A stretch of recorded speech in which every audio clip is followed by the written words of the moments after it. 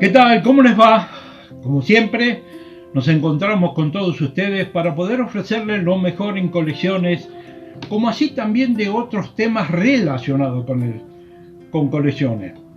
En este programa hoy vamos a conocer a alguien especial, muy especial. Se trata de Edgardo Suárez, que es historiador, coleccionista, forjador de armas blancas, veterano de Malvinas, y que desde la ciudad de San Carlos de Bariloche está en nuestro programa ofreciéndonos todo lo que él está haciendo en este momento, y que realmente es una historia bárbara de cada uno de los elementos, de cada uno de los cuchillos, sables, facas, realmente bárbaro. Vamos a escucharlo, vamos a ver lo que nos dice, la historia de cada uno de esos elementos. Ahí está.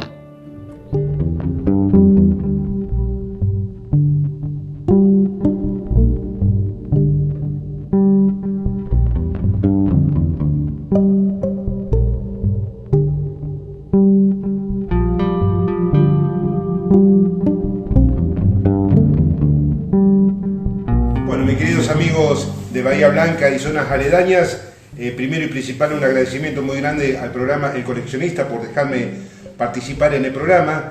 Mi nombre es Suárez Edgardo Hugo, soy de la ciudad de San Carlos de Bariloche, historiador, coleccionista y forjador de armas blancas.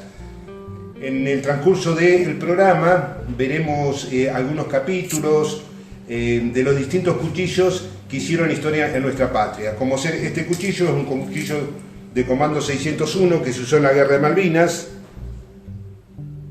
uno de los cuchillos más apreciados que tengo yo en mi colección por mi condición de veterano de guerra también, y iremos viendo cada uno de los cuchillos que se usaron, como ser este cuchillo que fue hecho para el general Perón, para el aniversario de la muerte del general Perón, el cuchillo de las juventudes hitlerianas. Iremos viendo distintos tipos de armas blancas a nivel nacional e internacional, que hicieron historia. Cada cuchillo tiene una historia, cada cuchillo tiene una vida. Así que vamos a ir viendo esa vida de cada cuchillo en el transcurso del programa. Gracias por darme esta oportunidad de exponer mis conocimientos.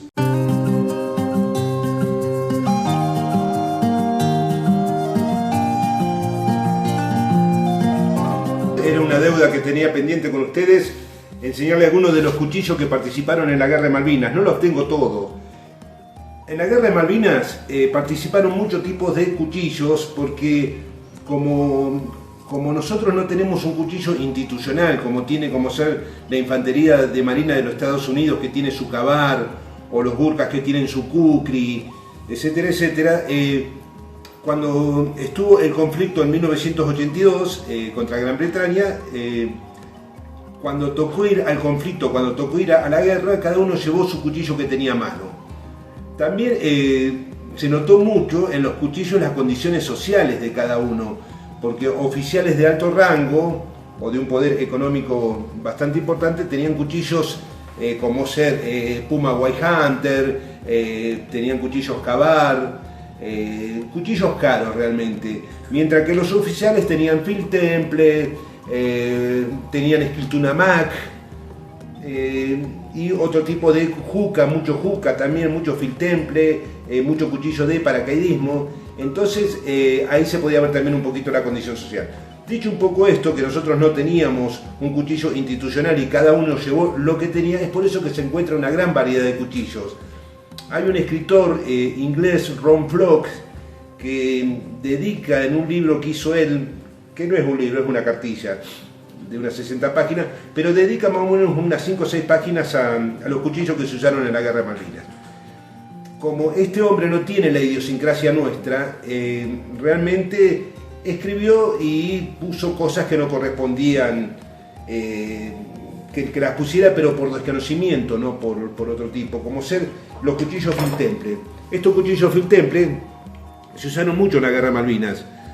Ya sabemos todos, o casi todos, o los coleccionistas, que este cuchillo es la imitación de las juventudes hitlerianas.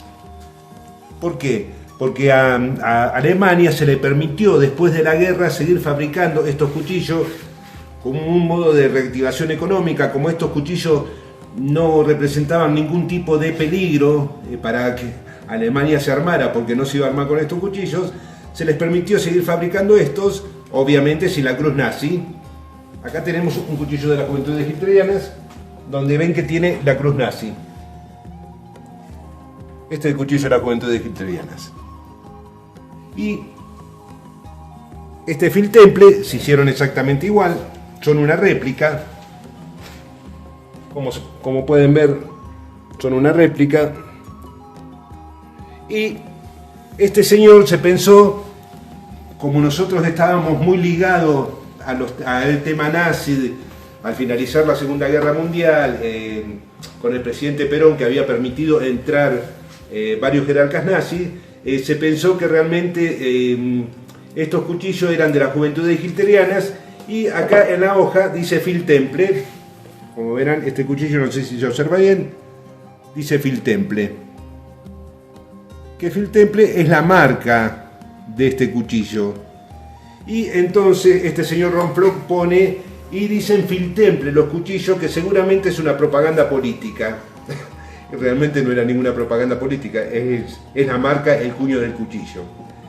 Después, este es el único oficial que se llevó, el machete de artillería 1909. Machete de artillería 1909, que este señor Ron Flock decía que teníamos armas de antes de la Primera Guerra Mundial. Realmente sí, es cierto, es un machete de artillería 1909, pero es muy útil hasta la actualidad. En la actualidad es de una calidad extraordinaria. De estos se hicieron dos, se hicieron en Alemania y se hicieron en Argentina. En Alemania Wegeber y Christian, y en la Argentina J.C. Suárez. Estos, yo estuve hablando en una entrevista con un oficial de la Fuerza Aérea, y me dice: Edgardo, pateamos hasta piedras con el machete de artillería. Pateamos hasta piedras. Después tenemos el Erizo Comando, de la fábrica Erizo. La firma Erizo realmente tuvo mucha participación en la Guerra Malvinas, porque estaban los Erizo Comando y estaban los erizos de paracaidista, los cuchillos de paracaidista. Este es el Erizo Comando. Este es el verdadero Erizo Comando que estuvo en Malvinas, es el de dientes chiquititos. De la fábrica Erizo en Córdoba, de Pedro Martens, el dueño. Realmente un cuchillo hermoso, hermoso. Muy, muy lindo cuchillo, muy lindo cuchillo. Un cuchillo muy ochentoso. En esa época se usaba madera todavía y bronce, algo de bronce para darle otro tipo de aspecto. Muy lindo cuchillo realmente, el Erizo Comando. Muy buscado por los coleccionistas, muy escaso también. El que lo tenga, que lo atesore como si fuera un lingote de oro. Después tenemos el cuchillo Comando 601. Este también, este es extremadamente buscado por los coleccionistas. Hay muy pocos en el mercado. ¿Qué pasó con este cuchillo? Este cuchillo se lo daban a los que se recibían de comando. Se hicieron muy poquitos, porque vieron que de comando en esa época no se recibían muchos. Y aparte, estos cuchillos no tienen plano, nada. Siempre tienen una diferencia entre un cuchillo y otro, porque no se hicieron con una matriz, con un plano, con una nomenclatura. Evidentemente había algún mecánico armero en esa época que iba armando estos cuchillos de a uno o dos y se lo entregaba a los comandos. Es muy buscado este cuchillo, es muy buscado por los coleccionistas también, es muy escaso. Hay muy poquitos cuchillos de estos en el mercado. Por lo tanto, el que lo tenga también que lo guarde como lingote de oro. Después, bueno, nuestras queridas bayonetas. La bayoneta tubular o la bayoneta de cubo. Realmente esta servía para pinchar nomás, porque otro tipo de utilidad no se le podía dar. Son muy toscas, no se puede usar como un cuchillo de combate. Para clavar únicamente, para clavar y para apuñalar, en la última de las circunstancias, ¿no? Este era el apagallama. Era una bayoneta muy tosca realmente. Pero bueno, cumplía su función también, ¿no? Y acá tenemos el cuchillo bayoneta del FAL, el A1. De estos vinieron de Bélgica, hay algunas belgas y hay algunas argentinas. Muy linda bayoneta, muy linda bayoneta. Este sí podía cumplir una función de cuchillo tranquilamente. De hecho se han hecho cuchillos de estas, se les sacaba el apagallama. Estos dos apéndices que tiene acá es el apagallama. Los famosos cuchillos de paracaidista. Realmente estos fueron muy usados, muy usados, de la marca Erizo y de la firma FM, Fabricaciones Militares. Su típica hoja Gladius. Y ahí nos vamos dando cuenta que como este cuchillo no es apto para un combate directo o para un comando. Es para paracaidista, para cuando se enrieda alguna soga o algo, cortan con cualquier lado. El cuchillo de paracaidista tiene que reunir las condiciones de tener filo en los dos lados. Si no, no es cuchillo de paracaidista, porque hay muchos cuchillos, como ser el cuchillo comando o el cuchillo de monte comando que le dicen, que también lo fabricó Erizo. Viene con la manopla de paracaidista y la hoja estilo Bowie, que es esta que está acá. Vendían estos con punta caída y con punta estilo Bowie. Pero este ya es cuchillo comando, no es cuchillo de paracaidista. También nos encontramos con las bayonetas M1. Muy pocas bayonetas de estas, pero ¿por qué hubieran un M1? El M1 fue usado con los fusiles de Caramberetta, pero por la Armada Argentina nomás. Y algunos infantes se los llevaron como fusiles de precisión. Si bien tenían los fusiles FAL, se llevaron los Caramberetta también como fusiles para francotirador, como fusiles de precisión. Y Destacamento Naval de Playa, unos cuantos usaron también fusiles Caramberetta, porque Marinería, Destacamento Naval de Playa, pertenece a Marinería. Marinería sí usaba el Caramberetta como fusil oficial. Entonces se encontraron varias bayonetas M1.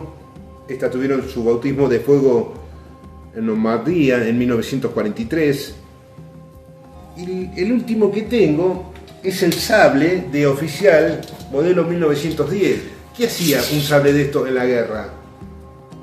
Porque el coronel Zenedín, cuando le dicen que tiene que ir para Malvinas, le ordena a todos sus oficiales subalternos que llevaran sus sables de ceremonial.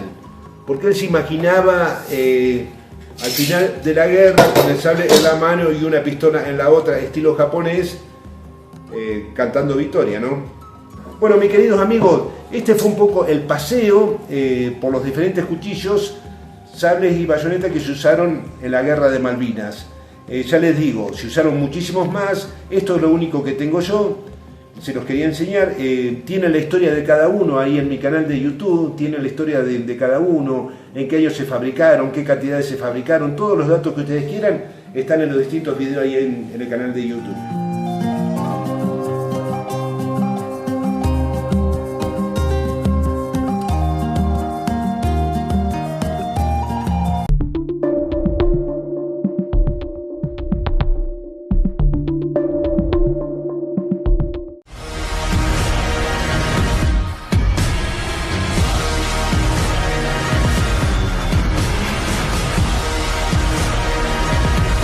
Bueno, mis queridos amigos, los otros días me preguntaban si el sable que usan actualmente los granaderos es el que usaron ellos en combate. El que usan actualmente los granaderos es este sable, el modelo 1898, comprado por el general Richieri. Realmente es un sable hermosísimo. Para mí personalmente es el mejor sable de Argentina. Es un sable alucinante. Este escudo le queda muy lindo realmente. Fue hecho por Wegeber y Crisman en Alemania, en la ciudad de Solingen. Los granaderos usaron el sable 1796 inglés de John Le Marchal y en 1811 el Blücher, que de hecho el Blücher es una copia del 1796, y a su vez este señor, este general Marchand, trajo el sable 1788 y lo modificó creando el sable 1796. los alemanes copiaron el 1796 y lo pasaron como el Blücher. 1811 el general Blücher fue el que lo copió. Realmente es un sable para la batalla, es terrible, es un sable con muchísimo poder de corte, y el diseño que tiene está hecho para combatir desde arriba de un caballo, ¿no? Entonces este no es el que usaron los granaderos en las batallas y en la gesta libertadora.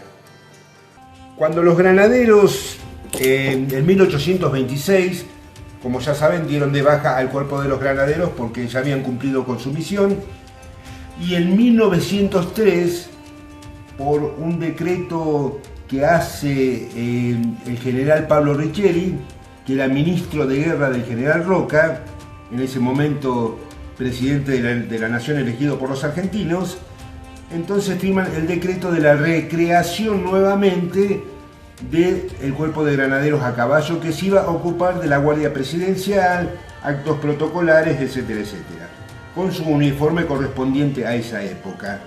Así que acuérdense, en el año 1903 el general Riccieri hace esa nota donde la firma el general Roca y se recrea nuevamente el cuerpo de granaderos a caballo. Y el único sable que había fue este. Es una lástima que no le hayan hecho el sable 1811 o 1796, como queramos llamarlo. Es una lástima realmente, porque ahí sí estarían totalmente vestidos con la ropa de su época, ¿no? Entonces se le dio este sable. Una apreciación mía es que este sable, como lo había traído el general Riccieri y en ese momento era ministro de guerra, se lo pasaron a ellos también. Porque había otros sables de combate y no exclusivamente este, que es el que usan hasta la actualidad. Lo usan los granaderos, los infernales de Salta y los de Necochea. De hecho, los de general Necochea se lo dieron a conocer a los ingleses cuando en la batalla de Coimas chocaron contra el ejército de Necochea, contra la división de Necochea, y se encontraron con que eran unos sables terribles, que cuando ellos pegaban sus sables contra los sables de los granaderos, se les rompían por la mitad de la potencia que tenían. Un poco en la historia se les llamaron los sables latón, porque hacían muchísimo ruido cuando se desenvainaban, porque realmente diríamos que la vaina era de una chapa bastante pobre, no el sable, pero sí la vaina. Entonces hacía mucho ruido cuando se desenvainaba ese sable, entonces hacía ruido a lata y se le llamó latón. Bueno, un poco es la historia de los sables de los granaderos. Bueno, señores, les dejo a la vista este hermoso sable 1898, que es el que usan actualmente los granaderos, también conocido como sable Riccieri, que para mí es uno de los mejores sables que tiene la Argentina. Una apreciación, uno de los mejores sables que tiene la Argentina. Bueno, nos vemos en el próximo video. Espero que les haya gustado este. Acá está el sable 1898. ¡Viva la patria, ganadero! ¡Viva!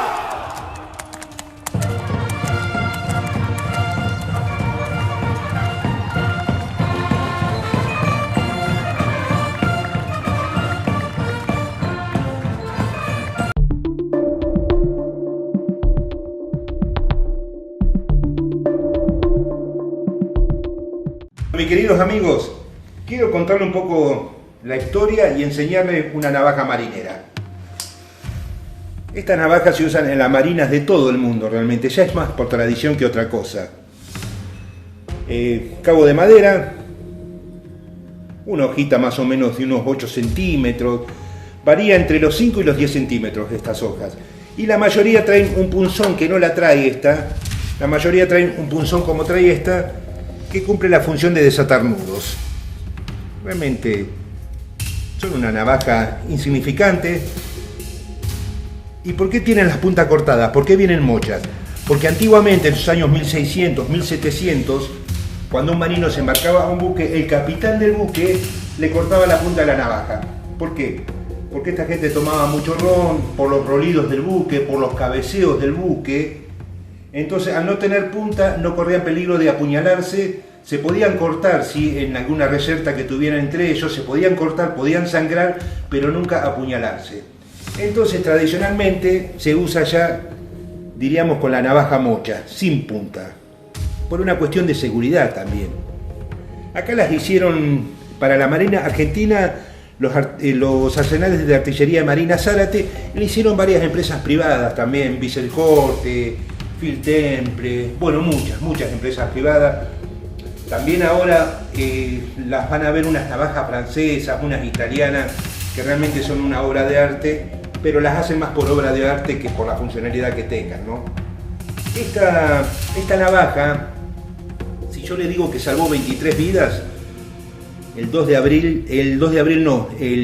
de mayo de 1982, no me lo van a poder creer, cuando hunden al crucero Belgrano, cuando el crucero Belgrano es alcanzado por un submarino inglés y torpedeado el 2 de mayo de 1982. Me cuenta mi amigo y camarada Tincho Ábalos, el Tincho, Raúl Ábalos, cabo segundo mecánico control tiro.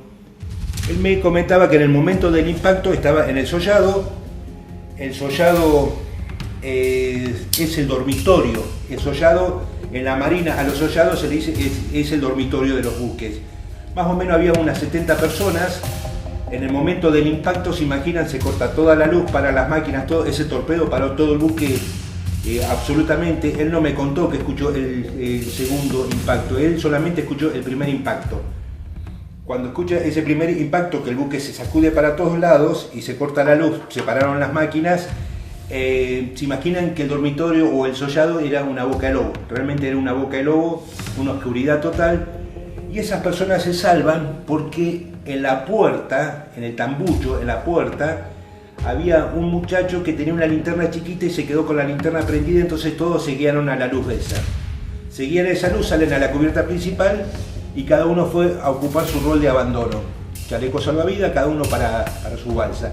Él ve a un muchacho que andaba deambulando en la cubierta principal, estaba medio como ido, y entonces lo rescata, y él me comentaba, el buque ya estaba escorado sobre una de las bandas, yo no me acuerdo si era la banda de babor o la banda de estribor, pero ya estaba acostado sobre una de sus bandas, y entonces había quedado esa cornisa, que es el revestimiento de acero para convertirse en un acorazado, ¿no? Era creo que son de 20 centímetros que tenía el Belgrano, no me acuerdo bien, ahí estoy mintiendo, ¿eh? Entonces él va caminando por esa cornisa, cuando el buque estaba escorado, va caminando por esa cornisa con el muchacho y la balsa donde él tenía que saltar, se cortó la soga y se fue la balsa. Entonces él se quedó mirando cómo se iba y siguió caminando y se encuentra que había una balsa atada. Tira al muchacho arriba de la balsa, se tira él, se meten adentro de la balsa y había 23 personas junto con ellos, ¿no? Había unas 23 personas. Ven que el buque se empezaba a hundir y se empezaba a llevar la balsa. Habían quedado ellos atados con la soga a la balsa. ¿Se imaginan la desesperación de esta gente? Porque si no, cuando se hundiera el buque se lo succionaba. Entonces, bueno, quisieron cortarlo con un peine, me comentaba él. Quisieron cortarlo con un peine. Quisieron cortarlo con los dientes, dice que la agarraban a mordiscones, no la podían cortar. Quisieron cortarlo con un alicate de uña, unos chiquititos que venían antes. Tampoco lo pudieron cortar, hasta que uno de los muchachos se toca y traía una navaja marinera en el bolsillo. Una navaja marinera. Cortan la soga, que son unos cabos más o menos de 1,25 pulgadas, cortan esa soga y se separan del buque. Y la nobleza de este buque, que se hunde una vez que la balsa ya se había separado, se había ido, porque si no la succión se lo lleva para adentro. Realmente el crucero Belgrano se comportó muy noble hasta su último momento.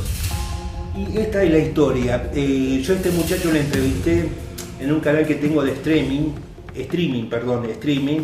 que se llama Cuchillos con Historia, Vermis Play.